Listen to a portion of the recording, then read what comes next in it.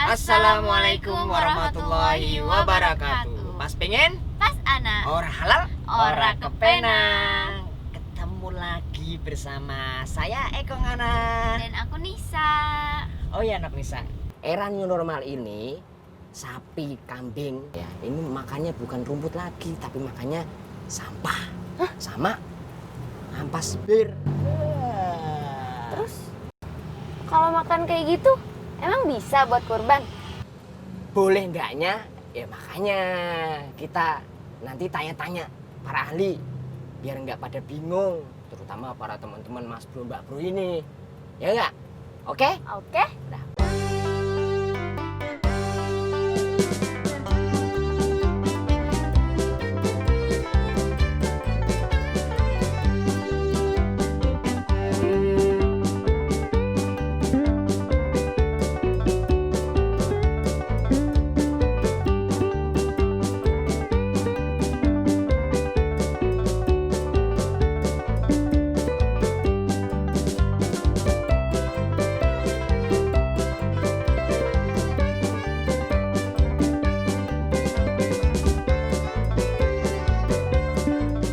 Pengen? Pas ana. Ora halal? Ora kepenang. Halo Mas Bro, Mbak Bro. Halo guys. Ya Miss, pas banget ya yang takon soal pangan dan memangan. Nah, Nisa bilang nggak? Lihat nggak apa itu? Sapi. Wah, pinter. Ada yang beda nggak? Sapinya gede-gede banget ya. Ada kok. Kira-kira makanannya apa ya? Kok bisa segede gini? Miss, kalau itu kita tanya aja langsung sama ahlinya. Tada, halo Mas. Halo, assalamualaikum. Waalaikumsalam. Namanya siapa Mang? Pak Nur Alim. Pak Nur Alim. Mas Ini Nur. Mang, ini kok sapinya gemuk-gemuk, kelihatannya sehat-sehat. Apa sih Mang makanannya Mang? Makanannya macam-macam.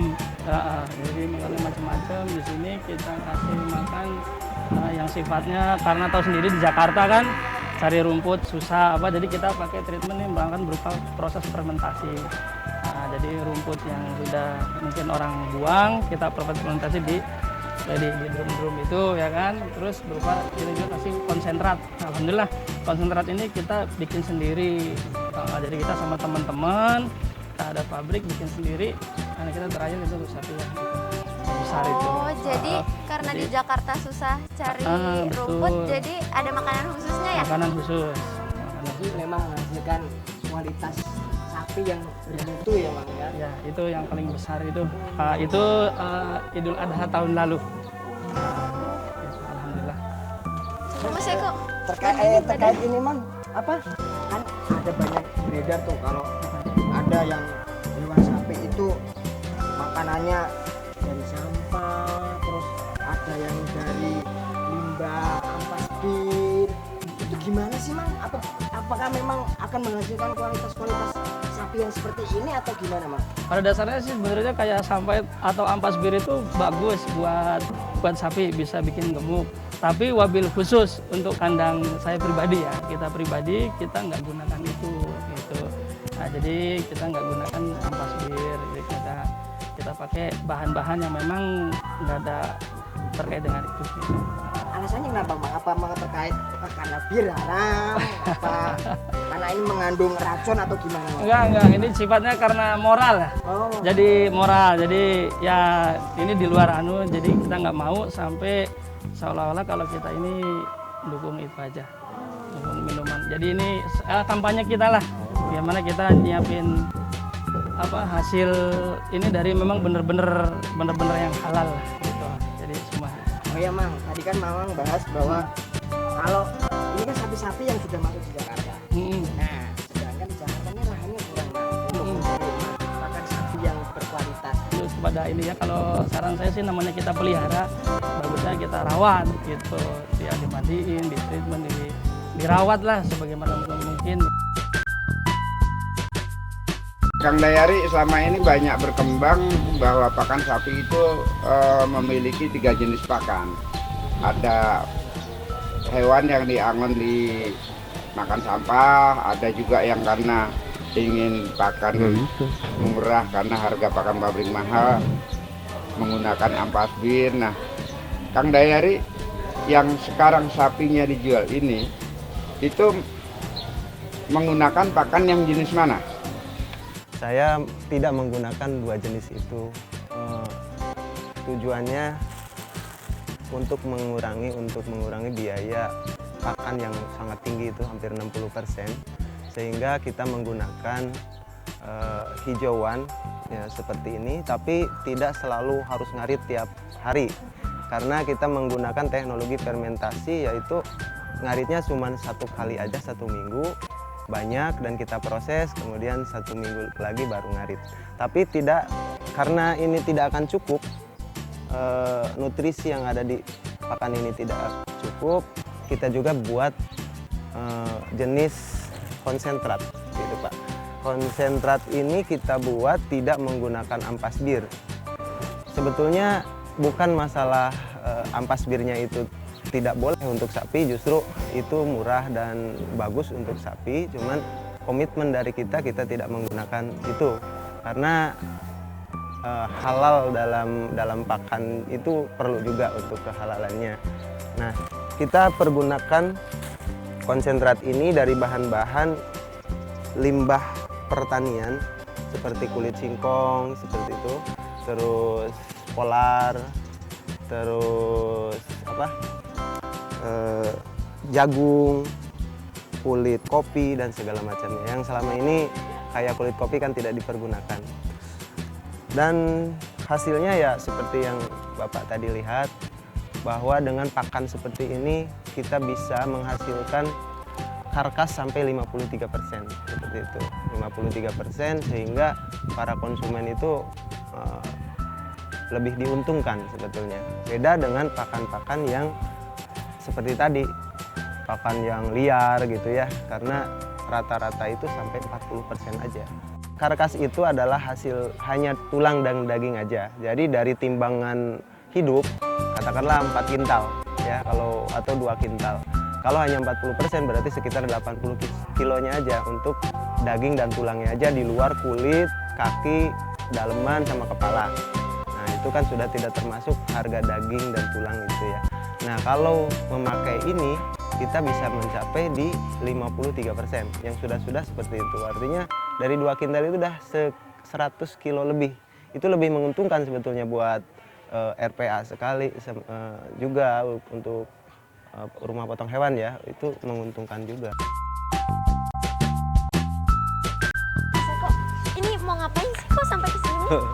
Wes, melu bae, yuk. Nah, Nis. Bapaknya Lukman.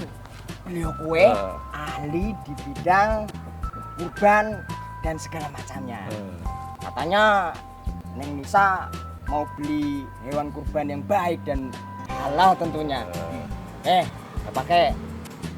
Assalamualaikum Pak. Assalamualaikum warahmatullahi wabarakatuh. Mas Eko. Pak. Eko, kalau ini Bisa. ya. Tetap jaga jarak Pak ya. Ya, jaga jarak, kita tetap jaga jarak. Ini bapaknya. Ya.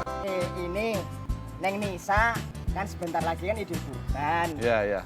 Beliau ini pengen tanya-tanya bagaimana sih cara memilih hewan kurban yang baik dari segi kesehatan maupun cara-caranya lah Pak. Jadi gini, kalau untuk kurban memang kan disunahkan kita menggunakan atau menyembelih hewan-hewan yang sehat, terus tidak cacat, ya kan. Jadi yang terbaik lah, hewan-hewan yang terbaik dari hewan-hewan yang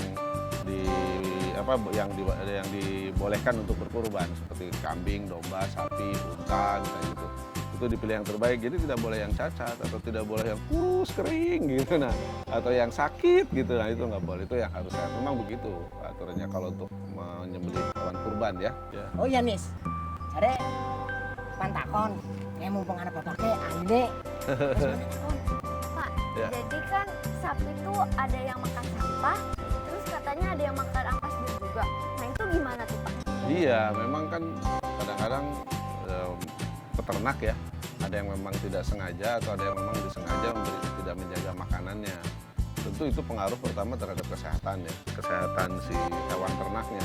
Kalau contoh misalnya makan sampah semua kan udah kebayang itu kan kesehatan hewannya seperti apa dia tidak terjaga, kemudian nanti di pencernaannya, di penyakitnya macam-macam lah, itu dalam penyakit hewan tuh banyak. Tentu itu harusnya dihindari, nggak boleh. Jadi dia harus diberikan makanan yang bagus ya, sekali lagi supaya kualitasnya bagus. Nah, ada juga yang memang menggunakan bir, yaitu memang itu dalam budaya-budaya terutama di Jepang, di negeri Sakura sana, untuk hewan-hewan yang terkenal paling mahal tuh Wagyu Kobe ya, itu dia diberi makannya salah satunya adalah juga diberikan bir ya, ampas bir misalnya, atau bahkan dengan birnya. Memang secara hukum kan yang halal dan haram itu hanya untuk manusia, tidak untuk hewan. Tapi kan dampaknya nanti kepada kualitas daging itu seperti apa, gitu, itu juga harus diperhitungkan. Jadi memang itu budaya lama. Sekarang sih di Jepang juga sudah tidak ada gitu. Dan kita tidak boleh mencontoh itulah, karena ya pasti ada kerusakan-kerusakan ya. Kenapa bir itu dilarang atau minuman keras itu dilarang, pasti ada dampaknya kan kepada kesehatan kita kan gitu ya. Karena dia ada asetaldehid atau ada etanol, metanol di situ yang bisa merusak ke dalam tubuh atau dalam jaringan organ kita, organ hewan makhluk ya. Kan sapi itu sama juga dengan manusia dalam sisi organ kan sama-sama mamalia. Nah, dia dampaknya itu bisa juga sama gitu. Ada kerusakan organ nanti kalau dia berlebihan ya. Berarti kan tidak sehat, berarti tidak terbaik tuh hewannya. Jadi harus dihindari gitu ya. Nis, Imen, wes puas urung kon. Belum, ntar ada satu lagi. Apa Pak, tuh? jadi hukumnya kalau makan sapi yang dia makan bir itu jadi halal apa haram? Kalau dari sisi dagingnya tetap halal kan. Kehalalan hewan mengkonsumsi daging itu kan dari cara menjembelihnya ya kan, kemudian cara pengolahannya. Jadi tidak ada kaitannya dengan prosesnya dengan pakannya. Tetapi kan karena dia tidak kualitas baik, ini tidak baik tentu. Kalau dia tidak baik ya tentu harus dihindari ya kan, meskipun itu halal kan harus dihindari karena tidak baik. Sama orang yang lagi punya penyakit gula misalnya, dia makan atau minuman yang mengandung gula, kopinya gulanya banyak, itu harus dihindari. Tapi bukan berarti gulanya haram. Itu karena dia akan memberikan dampak. Karena kita nggak sembarangan mengatakan itu halal atau haram, itu nggak semudah itu gitu ya. Berarti halal tapi tidak baik. Tidak ya, Pak? ada halal yang tidak baik, maksudnya karena dia semua halal itu artinya dia bisa baik, tetapi untuk konsumsi kita yang dalam kondisi karena hewannya tidak baik itu ya, tidak harus kita hindari gitu ya. Jadi kalau mengatakan haram ya enggak lah, enggak sampai ke situ kelihatannya ya.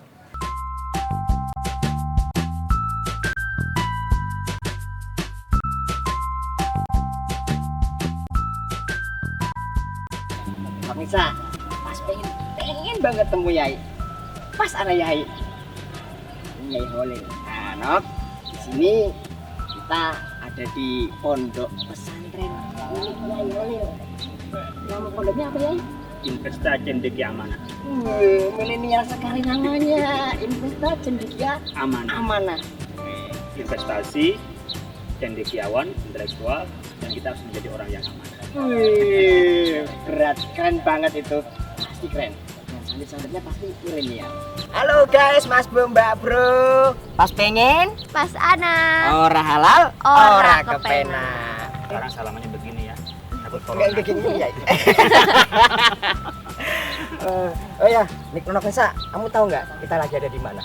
Di mana tuh Mas Eko? Kita lagi ada di pondok pesantrennya Yai Holil. Nah, Yai, nama pondoknya apa sih Yai? Pesantren Cendekia Amanah. Ya, Jadi dari Yayasan Investa Cendekia Amanah. Investasi itu investasi, kita harus investasikan intelektual kita di masa akan datang. Baru cendekia adalah intelektual, amanah kita harus bertanggung jawab. wih keren. Pasti santrinya juga kayak saya. Apa tuh? Milenial muda. Iya. Yai, kita kan memasuki era new normal, new spirit nih Yai. Ditambah lagi juga sebentar lagi juga Idul Kurban. Tadi saya berdua juga sudah keliling-keliling Jakarta ya, udah banyak para pedagang daerah yang datang ke Jakarta untuk jualan hewan-hewan kurbannya. Tapi banyak informasi yang saya terima juga bahwa hewan-hewan kurban saat ini tuh katanya ya Pak Yai ada yang dikasih makannya itu dengan ampas bed, dengan sampah. Nah, kalau menurut Pak Yai dari segi hukum Islamnya gimana sih Pak Yai itu Pak Yai? Ya, memang kan kita diperintahkan oleh Allah Subhanahu wa taala untuk memanfaatkan apa yang ada di alam raya ini. Dan pada dasarnya mayoritas dihalalkan. Kecuali ya anjing, babi, lalu hewan yang disembelih dengan tidak menyebut nama Allah atau tidak karena Allah gitu ya. Nah, atau dicekik atau diantemin. Nah, berkenaan dengan hewannya tentu yang disembelih dengan baik, hewan-hewan yang bisa dimakan seperti sapi, seperti kambing halal saja.